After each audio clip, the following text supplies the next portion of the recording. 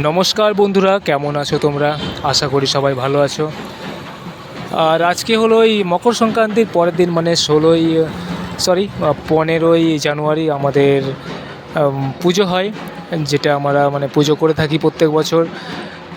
আর পুজো হলো এই বনদেবীর পুজো, তো আমরা বড়ম পুজো বলেও বলে থাকি, মা বড়ম।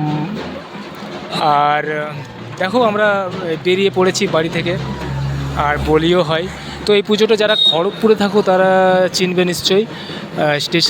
খড়গপুর স্টেশন যেতে যে মন্দিরটা পড়ে, মানে স্টোর কালী মন্দির, আমরা এখানেই পুজো করি। আর এখানে পুজো হয়ে যাবার পর আরও দু এক জায়গায় পুজো হয়। ফার্স্টে এখানে পুজোটা হয়, তারপরে আমাদের পাড়ার মধ্যেও পুজোটা হয়। তো এখানে বলিও হয়, আর এটা আমরা প্রত্যেক বছর করে থাকি। আর খুব মজা হয়, সব আনন্দ, আমার প্রত্যেক বছরের উৎসব আর কি। তো যাই হোক, দেখো এই যে হলো স্টোরে কালী মা, এখানে পুজোটা হচ্ছে। আর এই পুজোটা আমরা কোনো ব্রাহ্মণ করে না, আমরা নিজেরাই করে থাকি। আমরা নিজেরাই পুজো টুজো করি ওখানে। তো এই দেখো, রিয়াসা আর মাম্মাম এরা বাইরে মজা করছে, দাঁড়িয়ে আছে। অনেকক্ষণ ভেতরে বসছিল, দিয়ে আমি এদের কাছে এলাম। আর দেখো, তো যাই হোক, প্রত্যেক বছর আমরা